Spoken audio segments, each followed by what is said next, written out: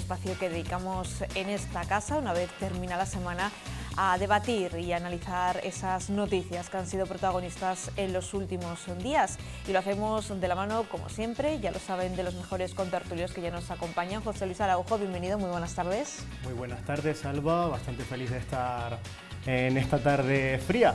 Ya se siente un poco el frío acogedor. Muy frío, muy frío hace por el norte especialmente, han empezado a caer sus primeros copos de nieve, así que como es mejor no salir de casa porque hace mucho frío, pues lo mejor que pueden hacer es quedarse este ratito con nosotros. También nos acompaña Carmen Fernández, bienvenida, muy buenas tardes. Muy buenas tardes, y yo lo del frío lo llevo bastante, con menos alegría que tú, sinceramente.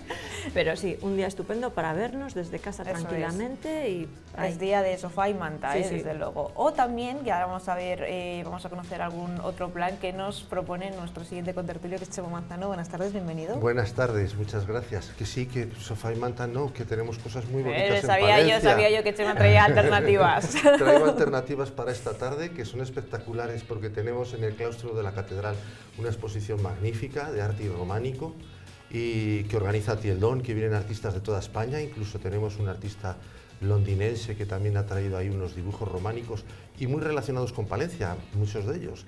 Y luego tenemos la nueva sala de exposiciones del Ateneo, que hay que visitarla, que está muy céntrica, por favor. No hay excusa, el frío que no sea excusa, sí. Chema, sí que abrigarse, que además estamos bien acostumbrados en esta tierra a pasar frío, nos abrigamos y podemos visitar alguna de esas exposiciones. Eso sí, Chema, cuando acabe la tertulia, no mejor, les dejamos que esperen un poquito, al menos hasta las 6:30. De momento, pues les decíamos, tenemos muchos asuntos que tratar y empezamos en clave municipal, porque esta semana la oposición en el Ayuntamiento, especialmente el Partido Popular, ha criticado que el equipo de gobierno de Miriam Andrés todavía a estas alturas del año no haya presentado su proyecto de presupuestos para el próximo año. Los populares se muestran contundentes. Nos encontramos con una parálisis institucional sin precedentes en el Ayuntamiento de Palencia. Ya hablan de nuevo de un estado de desgobierno. Va sin rumbo, va como pollo sin cabeza en el Ayuntamiento. Acusan a los de Miriam Andrés de no cumplir con su promesa de presentar un proyecto de presupuestos y ya van 3. Recordamos que el del año 2024, que fue su primer presupuesto, no entró en vigor hasta el mes de febrero. Recordamos que el de este año, el de 2025, no ha entrado en vigor hasta mayo, es decir, un presupuesto que debería tener un carácter anual, simplemente ha sido aprobado para medio año. Veremos cómo queda la ejecución de ese presupuesto a finales de 2025. Vuelven a mentir, dice Víctor Torres, con respecto a lo molar, el presupuesto como documento vital para crecer, pero el equipo de gobierno se justifica. Nos dijeron que nos iban a facilitar una idea en base cero para poder trabajar en nuestras propuestas y ver dónde podríamos hacer alguna modificación presupuestaria de cara a una posible negociación presupuestaria, pero la realidad es que no tenemos nada. Es que la interventora está de baja, la viceinterventora está de baja y está asumiendo la función de intervención la jefa de videocontabilidad. Ellos proponen más inversiones, limpiar la ciudad y mejorar servicios como el de bienestar y cultura y fiestas. Urge, además, resolver los problemas de personal. Dedicar una partida específica al servicio de personal para la reorganización del ayuntamiento, porque la mayoría de servicios funciona mal porque no se están atendiendo las necesidades de los servicios a nivel de personal. Vamos Palencia se ha pronunciado en el mismo sentido. Aseguran que es otra promesa más incumplida y denuncian que al abandono de la Junta de Castilla y León y el Gobierno de España se suma ahora el del propio ayuntamiento. Bueno, pues escuchaban a Vamos Palencia, escuchaban al portavoz del Grupo Municipal Popular y también la presidenta de la Diputación esta misma mañana al presentar precisamente ese proyecto de presupuestos de la institución provincial. También ha afeado que el Ayuntamiento no tenga listas sus cuentas o su proyecto de cuentas para el próximo año. Carmen, usted que ha formado parte de un equipo de gobierno municipal, no sé qué tiempos serían los ideales para manejar este tipo de proyectos para que pudieran estar aprobados a tiempo. Hombre, yo recuerdo que nosotros lo presentábamos y lo aprobábamos antes de que finalizara el año, para que luego pudiera estar todo en plazo. A ver, si el problema de esto es que puedo entender que un año en una situación de intervención que dicen, que tampoco es así, porque que los funcionarios estén enfermos es algo habitual en una institución, pero que se paralice todo el ayuntamiento, eso es lo que no es normal. El problema de esto es que ya nos van contando muchas cosas y estamos viendo muchas situaciones extrañas, estamos viendo muchas situaciones en las que la gestión es inexistente. El otro día ha sido el padrón, lo del padrón también es algo que a mí me ha llamado la atención. O sea, de repente se cuelga un cartel que esto no funciona.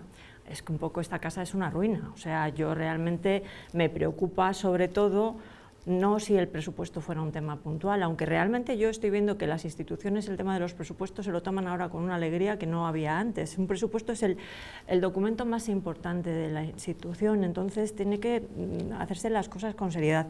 Pero lo que veo es eso, que me preocupa que, lo decía el portavoz del Partido Popular, es el tercer año en el que el presupuesto no se va a presentar en su momento y llevábamos un retraso en mayo, es mucho retraso. Pero es sobre todo esa incapacidad que tiene el equipo actual de gobierno de gestionar las cosas de la ciudad, las cosas grandes, insisto, las cosas pequeñas. No veo que haya un equipo capaz de resolver, no es resolutivo, y lo que veo es una ciudad en temas municipales en franca decadencia, y me preocupa muchísimo porque solucionar y salir de eso, de esa parálisis, cuesta y perjudica a los palentinos y a la ciudad, a Palencia. Se pierden subvenciones, se pierden ayudas, se pierden oportunidades, y eso es lo que a ningún político se le puede permitir. Chema. Yo estoy completamente de acuerdo, sí. Además es que parece que ya es un tema recurrente en el ayuntamiento y recurrente a nivel nacional, entonces parece como que no pasa nada porque no se presenten presupuestos, y yo estoy con Carmen en lo que dice, que me parece que es la acción más importante del año, es decir, un agente que se dedica a gobernar un ayuntamiento tiene que hacerlo pues como todos en nuestras casas, ¿no? Tienes un plan económico y sabes a qué vas a dedicar una serie de partidas, y este año vamos a hacer esto o vamos a hacer aquello en función del dinero del que disponemos. El no contar con presupuestos, yo creo que hay algo más de trasfondo. A mí me da la impresión de que no tienen seguro el que se puedan aprobar, y entonces, bueno, están dando largas, están viendo a ver cómo lo hacen, y yo creo que hay segundas cosas ahí escondidas, independientemente de que el interventor esté de baja o no esté de baja. Me parece que no es justificación. José Luis, ¿opina la línea de sus compañeros? A ver, lo primero es de, si no hay presupuestos, al final esos retrasos vienen con recargos, ¿ya? Que terminan en cierta forma por pagarlo en cierta medida la ciudadanía, ¿no? En una dificultad incluso para la ejecución, y no solamente para la ciudadanía, sino que para el propio equipo de gobierno. Lo que ha sido este año, ha habido un cierto caos o dificultad, pues por los problemas que se han venido con retraso y con faltas incluso de presupuesto. O sea, lo hemos visto en las fiestas de San Antolín, en distintos momentos durante todo el año, el problema incluso de lo que se ha abordado en cuanto al tema de las basuras, de los cartones. Es decir, el problema de esto es que, si bien por una parte hay un esfuerzo por lograr políticas sociales, o hay una narrativa o hay un discurso que persigue eso, pero ya luego la realidad te está diciendo pues que no. Lo que comentabas, Carmen, sobre el tema de la parálisis a nivel de Palencia, yo creo que los ciudadanos palentinos, incluso cuando ven esta tertulia, ¿no? Pues, o cuando ven las noticias y ven, bueno, no, que el PP anuncia de que pues, estamos ante una parálisis. Ahorita lo que la ciudadanía realmente está pensando y viendo, a mi parecer, es de que, bueno, a ver, uno está en una posición, ataca al otro, pero lo cierto es que el ciudadano lo único que ve es que durante las últimas 2 décadas ha habido un ir y venir, ¿no? Y que hay como una especie quizás de desilusión o de apatía a nivel social, o las expectativas que puedan esperar. Y yo creo que hay que superar ese escenario de conflicto político, y hay que ajustar un poco más la narrativa a que sea un poco más de ilusión de cara a... Es decir, en Palencia, por ejemplo, cuando tú hablas a nivel social, y eso impacta mucho a nivel económico, es que en Palencia no hay nada, la población local o los jóvenes se están yendo fuera, hay empresas que no están entrando, o Es decir, al final eso, quieras o no, te va a afectar lo que va a ser unos presupuestos a nivel del ayuntamiento, porque es que también tienes que ver cuáles van a ser tus ingresos. No nos va a dar para planificar muchas cosas porque quizás nos estamos quedando un poco cortos en cuanto a esos ingresos. Y quizás toca evaluar o ilusionarnos nuevamente a nivel social, cada uno desde sus distintas perspectivas, para que las finanzas a nivel del ayuntamiento y a nivel social pueda haber una mayor fluidez. Pero vamos a ver. A ver, este ayuntamiento nos ha subido hace nada el IBI. Sí. Está subiendo tasas. O sea, económicamente los palentinos estamos más apretados que hace unos meses, que hace unos años. Por lo tanto, el ayuntamiento dispone de una liquidez que se supone que no tenía hace unos años. Y yo estoy contigo, que la política se ha convertido en algo que no puede ser el toma y daca, hoy estoy yo critico, mañana me criticas a mí, no. Y además creo que si en algo no tiene que ser así es en las políticas municipales, porque bueno, en el gobierno es otra historia, pero la política municipal es muy fácil. Yo lo hago bien, los ciudadanos están contentos, yo lo hago mal, los ciudadanos no lo están. Y aquí cada 4 años los ciudadanos deciden quién, en toda la política, pero en lo municipal se plasma mucho, porque en 4 años se pueden hacer muchas cosas bien y muchas cosas mal. Entonces, yo creo que en este momento la ciudadanía supera a lo que está haciendo el ayuntamiento, porque hay mucha más ilusión en el sector empresarial, estamos viendo que abren continuamente establecimientos a pesar de, pero claro, a esos ciudadanos, a esos empresarios y empresarias que apuestan por tu ciudad, lo que hay que darles es algo a cambio, no solamente una subida de impuestos o una subida de tasas. Y yo creo que nos tenemos que abstraer un poco, el papel de los políticos está ahí. Yo siempre he sido de las políticas que he pensado que cuando un contrario lo hace bien hay que decirlo también. Y lo he pensado, y cuando entró este equipo de gobierno nuevo lo dije. Me hubiera gustado que ganaran los míos, pero si no son los míos que lo hagan bien. Pero es que no lo están haciendo bien, porque lo estamos viendo en cosas, y lo he dicho muchas veces, la gestión pequeña, las basuras, el padrón, es que no funciona. Pero lo grande, los proyectos grandes que tendrían que estar atrapando, porque pueblos mucho más pequeños de esta provincia están consiguiendo cosas que en unos años nos vamos a dar cuenta de lo importantes que son. Por favor. Y para eso es necesario tener presupuestos, porque tú también comentabas antes, Carmen, que muchas subvenciones, tanto a nivel nacional como internacional, subvenciones que vienen de Europa por proyectos, se tienen que ejecutar en función del presupuesto que tiene el ayuntamiento y tiene que contar con ese dinero el ayuntamiento. Si no tenemos presupuestos para gestionar, ¿cómo vamos a gestionar esas iniciativas nuevas, esos proyectos que pueden ser ilusionantes para la ciudadanía? ¿Cómo se van a gestionar? Sí, a ver, que es que sin duda alguna no puedo estar más de acuerdo, porque precisamente estoy totalmente de acuerdo. A lo que me refiero también es de igual forma a que los presupuestos, pues si este año los presentaron en mayo, yo creo que toca ponerse los patines y hacer un esfuerzo, sobre todo un compromiso con la ciudadanía, de presentarlos, tal cual como lo ha estado exigiendo el PP, ¿no?, a nivel local.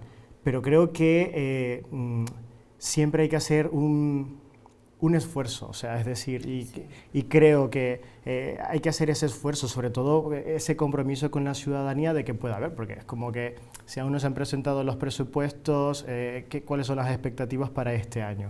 Estoy totalmente de acuerdo con ustedes, o sea, incluso lo que se pueda ver de lo que va a ocurrir. Vamos a escuchar el testimonio de una mujer que de la noche a la mañana se ha quedado sin casa, y el motivo no es otro, y es que le ha comunicado a su casero que se ha quedado embarazada.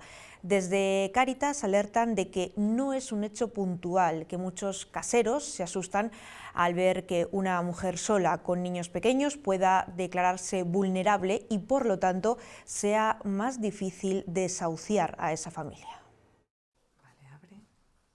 Desde hace 7 meses, Betsaida comparte esta habitación con su marido y su hija de 9 años. Está embarazada de 30 semanas y aunque no ha tenido problemas para pagar su alquiler, de la noche a la mañana el casero les comunica que tienen que marcharse. Todo perfecto, hasta quedar embarazada. Ya ahí nos hacen saber de que necesitaban la habitación. Laura, nos cuentan desde Cáritas, no es un caso excepcional y que este tipo de mujeres están siendo excluidas del mercado del alquiler. Las familias con hijos o las mujeres solas con hijos, la verdad es que lo tienen mucho más complicado. Estaremos hablando de una situación discriminatoria, que es el hecho de tener hijos, y sobre todo también cuando esta situación es sobrevenida, que no puede ser un motivo para desalojar a una persona de la vivienda. Aunque es ilegal incluir cláusulas que prohíban alquilar a familias que tienen hijos, la búsqueda del inquilino perfecto, dicen, lleva a algunos propietarios a no querer familias con menores. Aparte de las medidas o de las exigencias que puedan ser legales, cláusulas dentro de los contratos, nos encontramos también muchas cláusulas que son directamente discriminatorias. Una inmobiliaria directamente me dijo, no puedo alquilarte porque tiene un niño. La realidad de esta joven farmacéutica de 29 años es la de muchas mujeres que en ocasiones incluso llegan a ocultar que tienen hijos. No es la primera vez que hablamos aquí en esta tertulia del problema ahora mismo de la vivienda, pero esto es un paso más, ¿no? Es una historia y un trasfondo muy cruel, José Luis. A ver, sin duda alguna, el problema no es solamente con las mujeres embarazadas, ya el tema se ha tocado, es un problema incluso que llevamos a nivel nacional. Yo soy un poco de la postura de que mientras tú intentes regular algo más, lo haces incluso más difícil porque si bien a nivel legislativo se busca proteger para que a nivel social, por ejemplo, el caso de ella tenga acceso a una vivienda, hay que tener mucho cuidado y mirar esas políticas con cuidado, porque al final pueden generar el resultado contrario de lo que se está buscando, que es lo que está ocurriendo. Entendería a esos arrendatarios que no quieran llegar a comprometerse o asumir el compromiso social que eso puede llevarlo, porque la administración pública lo que está haciendo es delegando, en cierta manera, esa responsabilidad en los arrendatarios, no está asumiendo, me parece, ese rol o esa función. Entonces, claro, al final, si bien a nivel constitucional es un derecho para todos los ciudadanos españoles el acceso a la vivienda, se está jugando en contra. Carmen, ¿qué sentía con la cabeza? Claro, es que he estado dando muchas vueltas a este tema porque la verdad, tú oyes la noticia y es horroroso, o sea, piensas, pero vamos a ver, en un país que necesitamos fomentar la natalidad, se están haciendo estas cosas y por humanidad, o sea, que es algo que te chirría. Lo que pasa es que es verdad que luego piensas un poco en los propietarios que alquilan y claro, empiezas a ver también su postura porque en un momento en el que el alquiler le supone, algunos se sienten desprotegidos, o sea, y es verdad que toda la nueva ley de vivienda que a las familias en riesgo de exclusión, sobre todo mujeres, pues las da una seguridad de que no se las va a poder echar de la vivienda. Claro, eso, la seguridad que se da a esas familias se la quita al que alquila. Pero ahí tiene que estar el gobierno, efectivamente. Tú haces una ley que sabes que tiene estas características, sabes que va a beneficiar a unos, pero que es verdad que puede perjudicar al arrendatario, pues lo que tienes que hacer es poner una serie de condiciones, pero de ayuda al arrendatario, o sea, decir, no se preocupe usted porque si en este caso hay una familia que necesita seguir viviendo en la vivienda, que no se le puede expulsar de ninguna manera, el gobierno, el Estado será quien asuma los gastos de esta vivienda, pero no le vamos a perjudicar a usted. Es que es muy bonito legislar sin tener en cuenta las dos partes. Claro, porque luego además esto es verdad que desde las instituciones, el gobierno, se habla, bueno, la gente que tiene 1000 viviendas, las empresas que tienen 1000 viviendas, bueno, es que en muchos casos es un señor que ha trabajado toda su vida, una señora que ha dicho, mira, con este alquiler yo la jubilación la compenso un poco, y no pueden ser tampoco convertirse en víctimas, pero independientemente de esto, que creo que es el Estado quien tiene que asumir y resolver el problema al completo, se resolvería de esta manera, diciendo, oiga, si dan estas circunstancias, usted no se preocupe porque esa renta la asume el Estado y se le paga mensualmente y usted no va a salir perjudicado. Pero sí que creo que como sociedad nos tenemos que hacer mirar un poco porque estamos perdiendo muchísimos valores en el camino. O sea, a mí, no lo hablo no solamente por este tema, tú vas en el tren y hay una madre con un niño y el niño llora Y hay mucha gente que se enfada porque el niño llora y dices, oye, vamos a ver, que es un niño pequeño llorando. Todos hemos sido niños, todos ¿no? hemos sido niños. Nos estamos haciendo un poco cascarrabias y eso sí que creo que está en la capacidad personal de cada uno de ser un poco más... Creo que viendo este tipo de noticias no nos puede sorprender luego porque la natalidad está mucho más abajo. Mínimos. Vamos, que luego ese es el tema de la vivienda, pero luego cuando entren en la etapa escolar, coincidir la parte laboral con tenerlos que llevar y cuidarlos y tienes que hacer turnos y demás, es que es bastante complicado. O sea, que es una situación yo creo que se juega en desventaja y que siempre pueden haber casos a nivel social o a nivel que sean más vulnerables que otros. Pero el problema está en que este no se está tratando de un caso aislado, o sea, sino que ya ha impactado en amplios sectores de la sociedad, porque no solamente la mujer embarazada, está el tema de los jóvenes para el acceso también de la vivienda. Yo creo que en ese momento, y no sé, el tema de la vivienda probablemente sea uno de los temas principales de este país. Principales temas de preocupación según el CIS. Entonces, yo creo que, bueno, en primer lugar, todo mi apoyo a esta mujer y la verdad es que una cosa que tenía que servir de satisfacción, ¿no? Y de alegría, porque va a tener un niño y pues se encuentra que la causa un problema este embarazo, que tenía que ser una cosa todo lo contrario, ¿no? Que tenía que servir para ilusión, de efectivamente, alegría, y tranquilidad, y de que se sintiera más arropada y más ayudada y más... Cuando además no ha tenido nunca ningún problema para Eso pagar el alquiler, además, que eso es importante una persona también. que ha sido recta a la hora de pagar todos los meses su alquiler. Y por otra parte, entiendo al propietario del piso en sus miedos, ¿no? En sus miedos. A lo mejor lo que dice Carmen, que a lo mejor es un señor que está ayudándose con eso en un complemento a su pensión, o ha ahorrado toda la vida para comprar ese pisito que ahora le sirve como de fondo de pensiones. Yo lo que pienso es que también está el de ponerlo como que, bueno, es la mujer embarazada y el arrendatario, ¿no? Pues yo creo que hay un problema en cuanto a lo que es el poder adquisitivo propiamente, porque si pudiera ella tener los ingresos suficientes como para poder sostener un arriendo, pues la gente no tendría que. Y es una farmacéutica, o sea, es una persona que tiene una formación, que tiene, por decirlo de alguna forma, un orden. O sea, quiere decir de que se termina por llegar a un tema sobre la capacidad realmente de sostener, porque tampoco creo, ella tampoco, y creo que ningún joven o ninguna persona que esté trabajando quiera tampoco estar recibiendo una ayuda, o sea, en el sentido de que no, la gente, y eso es algo muy humano, quiere tener como que esa fuerza o ese vigor, pues por pagar las cosas desde su propio bolsillo, o sea, pagar sus propias cuentas. Eso es parte de la autonomía y de la independencia a la cual todos aspiramos continuamente. Entonces, creo que el problema no solamente es de si el arrendatario tiene que también ponerse la mano en el corazón o no, sino que creo que hay un problema de ingresos en cuanto...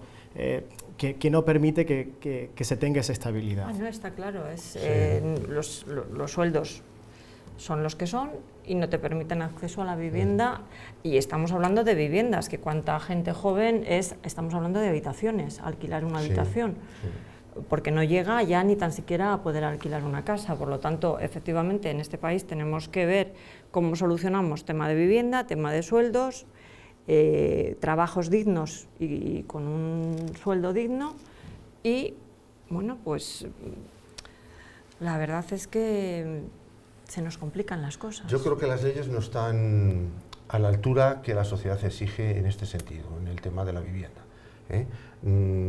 Si hay ocupación y no se puede sacar a los ocupas de tu vivienda o de la vivienda que tienes hasta que no pasa 2 años. Si tú tienes gente vulnerable en el piso y tú te tienes que hacer cargo de esa vulnerabilidad, como tú decías antes, coño, que se haga el Estado o el Ayuntamiento cargo de esa vulnerabilidad que realmente existe, pero no le pidas a la persona particular que se tenga que hacer cargo de esa vulnerabilidad.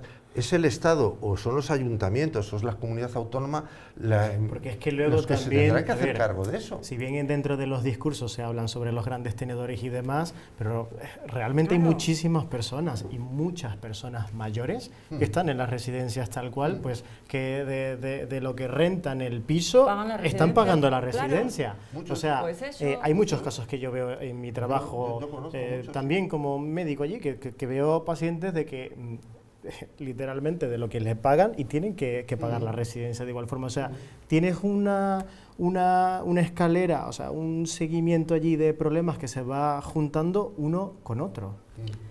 No, es un problema que hay que resolver ya porque genera muchísima preocupación y los jóvenes no tienen una sensación de tener un futuro a la vista. Yo creo que es muy... O sea, el hecho de que haya este tipo de noticias es fuerte, y yo diría de que muchas veces se plantea de que no, de que va a haber crisis en un futuro. Para mí ya yo creo que eso representa ya un problema gordo que no se puede seguir ignorando y que requiere de unas políticas importantes, más altura de mira. Una altura de mirar hacia. O sea, se enzarzan en una serie de discusiones que a la sociedad realmente y al ciudadano de a pie muchas veces nos importan poco y queremos saber que hay más de lo nuestro, ¿no? De lo mío.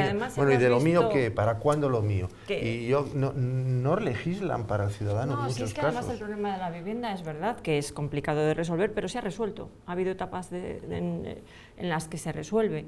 Por lo tanto, hay que ponerse las pilas para dar una solución al problema de la vivienda. Y luego, es verdad, se ha juntado con todo el tema de los alquileres habitacionales, todas estas historias que al final merman la oferta de la vivienda de una manera... Porque claro, si yo pago 1.000, pero resulta que va a venir y con mi piso hago 3 y voy a cobrar 3.000, pues es que claro... Pero ahí sí que el gobierno tiene que meter la mano y será duro, pero lo tiene que hacer. Y una política de construcción de viviendas asequibles. Que meter la mano es... En el buen sentido.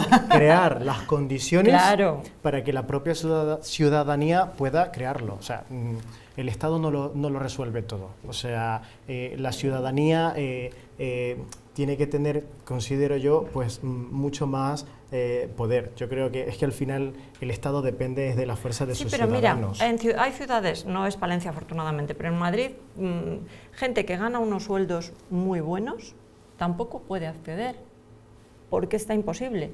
O sea, quiero decir, llega un momento en el que es verdad que es un tema que se nos ha ido de las manos, hay que estudiarlo bien y hay que poner una solución rápida. Una imagen con un sonido, una secuencia que seguro que todos ustedes han visto miles de veces. Españoles, Franco ha muerto. Franco moría el 20 de noviembre de 1975. Esta semana se han cumplido 50 años y hemos salido a la calle para ver cómo recordaban los palentinos ese momento. Y fue un día, pues, más o menos normal, con la incertidumbre de que se moría Franco. Alegría, que moriría. Por lo menos tenemos libertad para hablar y para decir lo que uno le piensa. La cosa se quedó más tranquila porque veníamos de una época un poco chunga. Nos pesó un poco su muerte, pues como una persona conocida, yo para mí pues con mucho agrado. Pues con preocupación, sin saber ni esperar lo que nos iba a ocurrir, pero si no hubiera estado más preocupado todavía. Pues 50 años de ese momento, de la muerte de Francisco Franco, que se cumplían, como decíamos, esta semana, y el Gobierno de España ha impulsado en todo el país, también aquí en la provincia de Palencia, un programa cultural para celebrar, dicen, esos 50 años de libertad.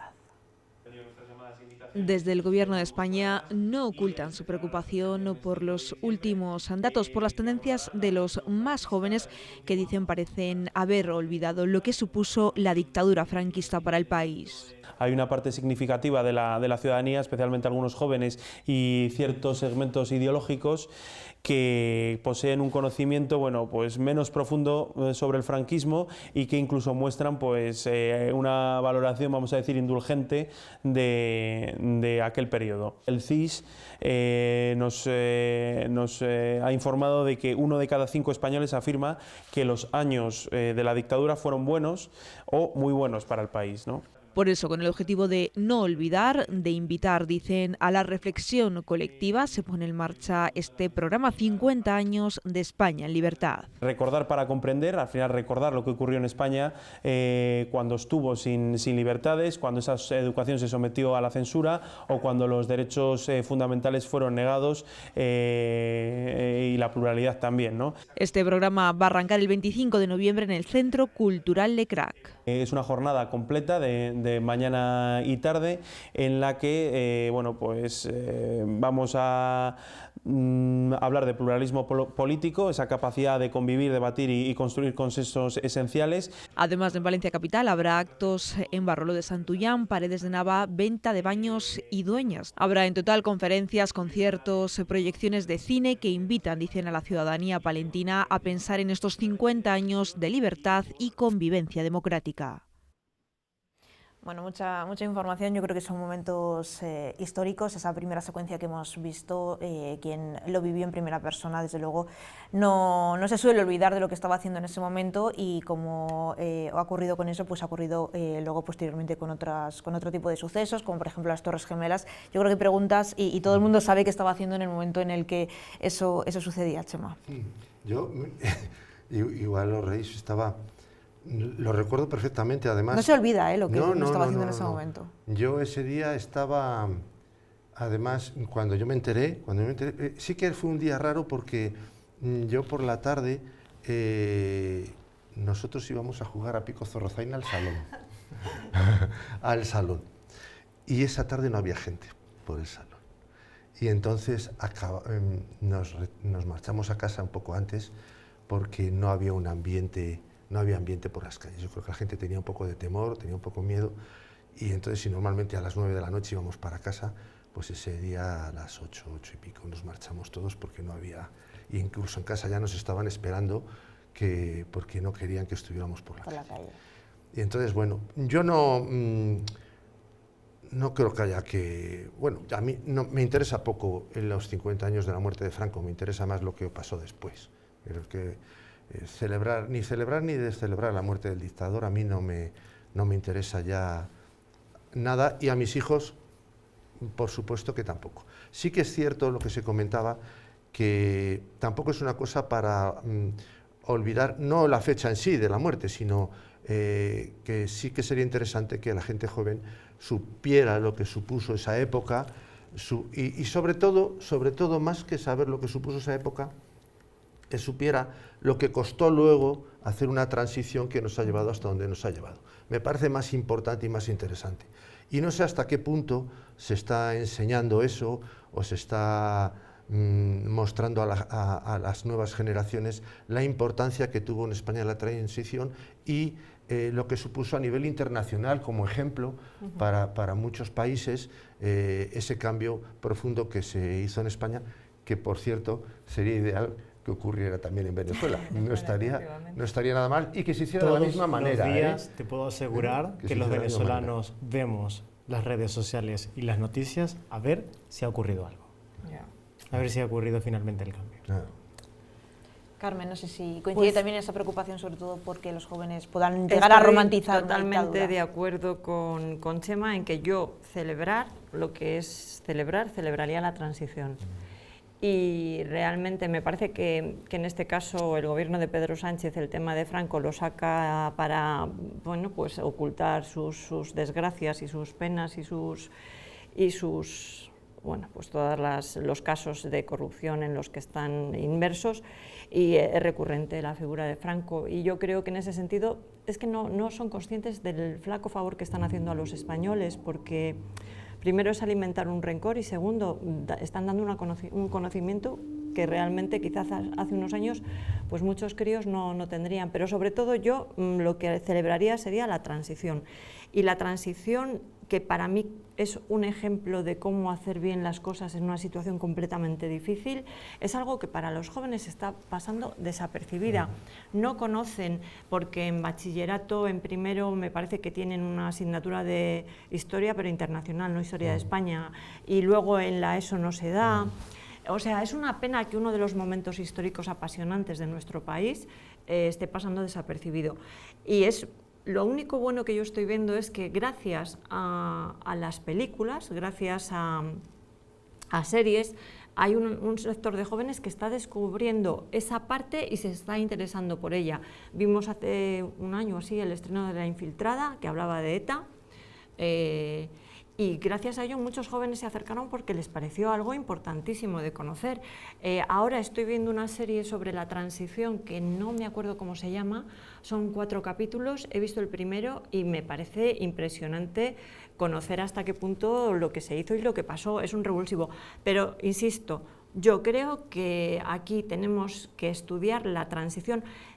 Nos vendrá bien a todos, a los que, incluso los que la hemos vivido, a la clase política nos va a venir muy bien a todos hacer ese repaso de cómo las cosas en política se pueden hacer, no bien, muy bien, cómo el consenso es importantísimo y cómo hay que abandonar un poco la crispación que tenemos en estos días, porque en momentos mucho más difíciles y mucho peores la clase política dio una lección, la ciudadanía también, pero la clase política supo estar ahí.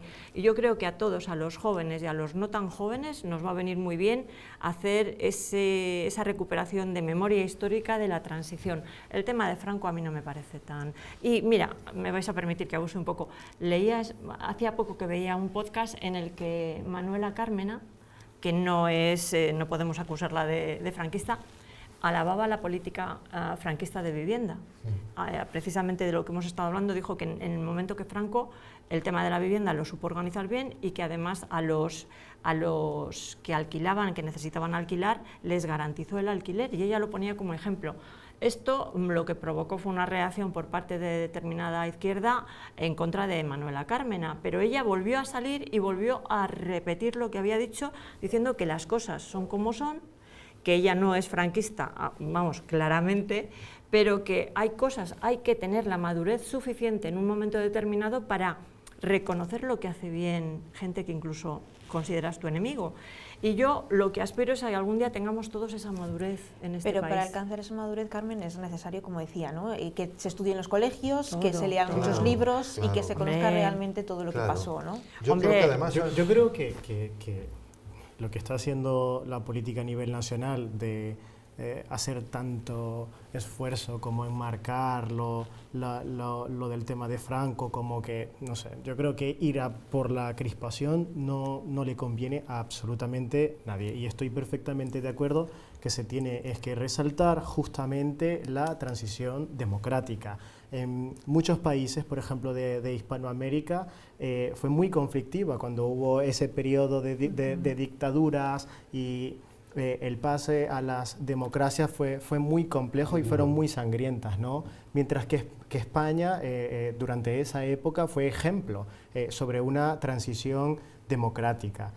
A mí lo que me cuesta, si es verdad, entender, y lo planteo de esta forma, es cuando hacen mención o cuestionar sobre la formación que tiene la juventud actualmente en España, porque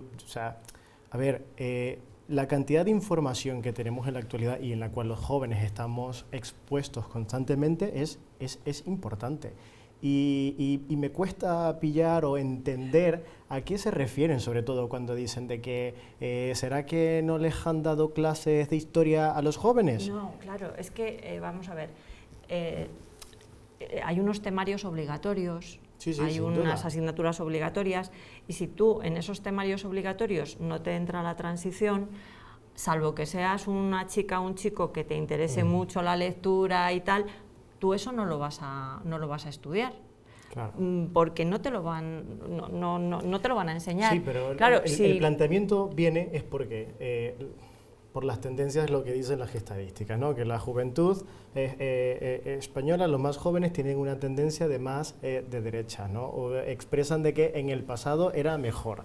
Entonces, el debate es que, ¿será que no se les ha educado lo suficiente o no se les ha proporcionado la información para que no desarrollen esa postura? No, pero yo creo también que eso es una utilización de las estadísticas. A ver, yo no me puedo creer que, o sea, puedo creer que efectivamente hay unos jóvenes que opinan de una manera en un extremo, como hay otros jóvenes que opinan en un extremo contrario. Yo creo que los jóvenes, el tema de Franco, yo creo que, es como que eso ya está en el pasado. Bueno, y sobre todo... las preocupaciones de los jóvenes es en cuanto a su situación efectivamente, actual. Claro, pero ¿sabes lo que pasa, Carmen? Que ellos ven, estoy un poco de acuerdo con él en el sentido de que ellos ven que van a tener un problema gordo. Antes hablábamos del tema de la vivienda.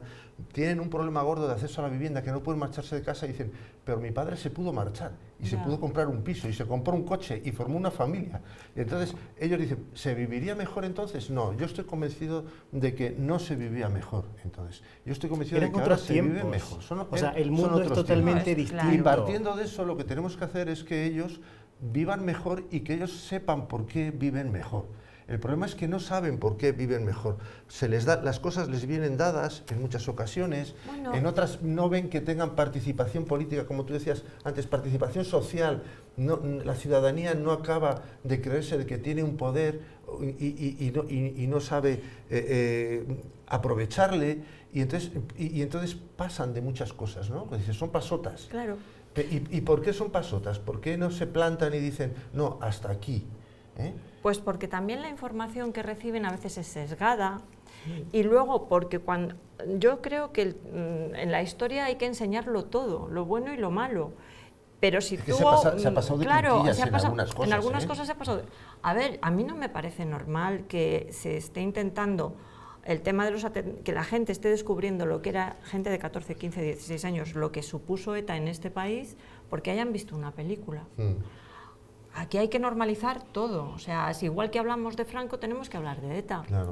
Y igual que consideramos que Franco fue una dictadura porque lo fue, también tenemos que hablar de lo que fue ETA, que fue un movimiento terrorista que mató a gente. Hay que hablar de todo con naturalidad y con normalidad. Y en educación no hay que ser sesgado nunca. Porque claro, luego es lo que pasa, que hay veces que los jóvenes idealizan cosas que no han conocido. Efectivamente. Al final el rol de la educación es suministrar también información, pero para que el propio joven o la propia persona su criterio. tenga su criterio propio, sin duda alguna. Y para eso tiene que haber una perspectiva, no idealizante, no en base a una ideología, sino en base a que la persona pues luego decida. Efectivamente. Y en este caso yo creo que estamos de acuerdo en que la transición es algo de lo que nosotros nos sentimos orgullosos. Claro. Y es un modelo que hay que estudiar porque... A pesar de que hay gente que dice que hay que acabar con ella, o sea que hay que... olvidarla toda de repente. Y reorganizarse otra vez de nuevo. Y crear otra segunda transición que acabe pues yo recomendaría eso, estudiar, interiorizar primero que se aprendan primero a la transición que hemos pasado. Efectivamente, y luego vemos lo que podemos vamos a ver lo que podemos hacer.